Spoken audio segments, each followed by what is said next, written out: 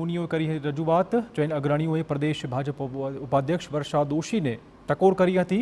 જૈન દેરાસર ખાતેથી કલેક્ટર કચેરી સુધી રેલી કાઢી રજૂઆત કરાઈ હતી। આ પ્રકારની ઘટના સાંખી નહીં લેવા જૈન સમાજે હાકલ કરી છે। દોષિતો સામે સરકાર કડક પગલાં ભરે તેવી પણ તેઓએ માંગણી મૂકી છે।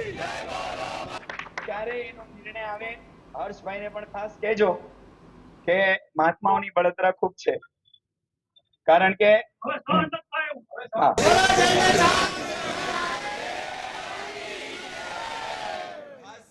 ગુનેગારને સરકાર છાવરે નહીં। અને વિશેષ આ સરકાર પર પ્રશ્ન છે, આસ્થા અમારી પછી તૂટી છે, પહેલા તમારું બંધારણ તૂટ્યું છે। કોઈ બંધારણ તોડીને આવી હરકત કરી જ કેમ શકે? તમે આટલા નિષ્ક્રિય કઈ રીતે રહી શકો? એ તમારી કાબિલિયત ઉપર સવાલ છે અને આ સવાલનો જવાબ તમારે તમારી કાબિલિયત બતાવીને આપવાનો છે। અમારે અમારી આસ્થા સુરક્ષિત કરવાની છે અને તમારે તમારું બંધારણ સુરક્ષિત કરવાનું છે। અમરેલીના પીપાવાવ